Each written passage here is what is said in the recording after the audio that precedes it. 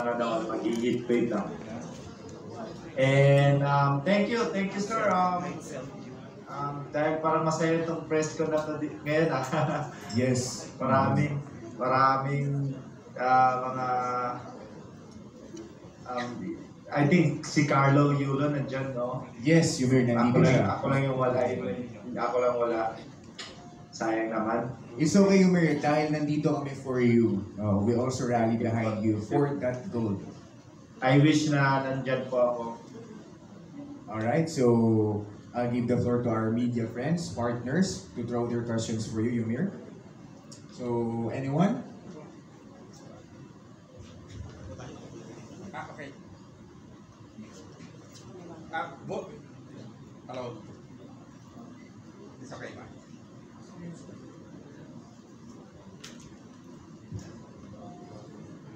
Good afternoon to everyone. Yumer, buenos dias. Yung taga Zamboanga is so proud of you and of course lahat ng mga Filipinos dito sa Pilipinas. And we're waiting for this press conference.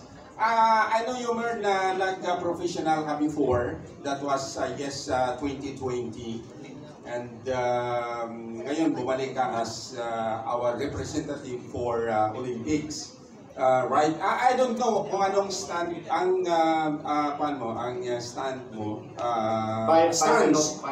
Stance actually, I don't know if you are Southpaw or Orthodox. Southpaw po. Southpaw. It means to say left-handed and very advantage sa Olympics. Now sa professional, more on sa puwersa yan is sa strength and you need to knock out your opponent. But then sa amateur, more on points. Pero si Marshall kasi may puwersa. He's a slugger ka or boxer? Slugger or boxer? Depende po ako sa style ko naman. Alam ko sa lahat ng mga sumasubaybay sa akin, nakadepende po ako sa nakakalaban ko. So minsan boxer po ako pag yung kalaban ko ganun yung style. Kung yung kalaban ko naman medyo tumatakbo-takbo, so kailangan ko din mag-adjust. So nagiging slugger ako. So ako nakadepende po ako kung ano yung mga kalaban ko. Okay. Then one more thing. I know you're 33 years old, right? Right after Sorry, 28? 28, yes. May nabasa ako na 33, kaya I just would like to make a clarification. I know na 28 years old siya, pero marami akong write-ups nakita. Sabi ko 33 ba? So, he is 28 years old. Middleweight, and I guess sa professional, ang pinakamalakas na ngayon si Canelo Alvarez, and they're looking forward na sabi nila mayroong Filipino na pwedeng mag-fight kay Canelo right after siguro ng yung Olympic stint. As of now, anong chances mo para makakuha ng medal?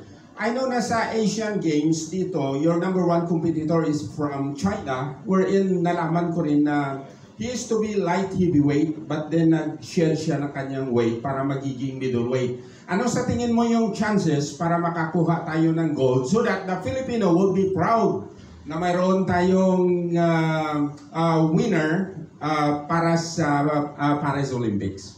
Thank you so much. Ako naman po, always ko sinasabi na yung chance po natin nakadepende po yun kung ano po yung ensayo na ginagawa ko ngayon, kung ano yung preparation kasama yung team ko. So doon po nakadepende yung chance natin. Pero ang masasabi ko ngayon sa ating mga kababayan, yung paghahanda ko po ngayon, after ko mag-qualify sa Asian Games, nag-continue po ako mag-training, pinaghandaan ko to po itong Paris Olympics. Almost 4 years ko po pinaghandaan to. Kaya yung chance po natin, ipapakita ko doon pagdating ko doon sa Paris. At sa lahat ng mga Pilipino na umaasa at naniniwala sa akin, aasahan nyo na susuntok ako para sa bayan. Yun. Thank you, Yomir. Another question from our media friend. Good morning, Yumir.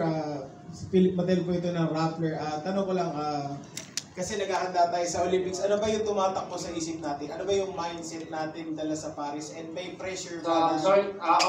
Say it again, sir. Okay.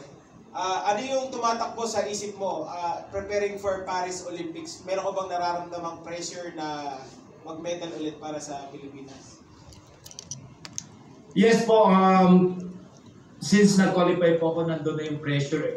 Ang daming na naniniwala, hindi lang yung pamilya ko, yung mga Pilipino at lahat ng mga kasamahan ko po.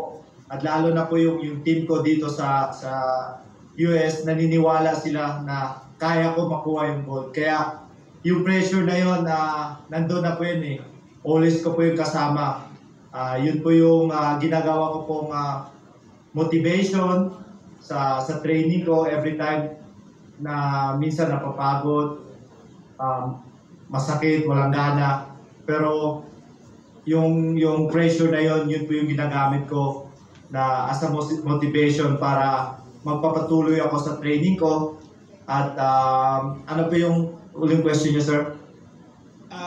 Yun na lang, follow up na sagot mo lang. Kasi ano ba uring paghahanda ang ginagawa natin ngayon sa Las Vegas para sa yung mga susunod na laban at saka sa Olympics? Yung team ko, kasama ko ngayon dito yung dati din, yung trainer ko na dito sa US. Kasama ko po yung coach ko na sa national team. And kasama ko din dito yung dating Team USA na coach sa Olympics. Trainer siya nung Rio Olympics and Tokyo Olympics. And ngayon kasama ko siya ngayon dito sa team kasi nasa professional boxer na siya ngayon. So ayun, kasama ko siya, yung paghahanda namin talagang everyday. Pinag-aralan namin lahat ng mga posibleng kalaban na pagdating namin sa Olympics. Okay, thank you.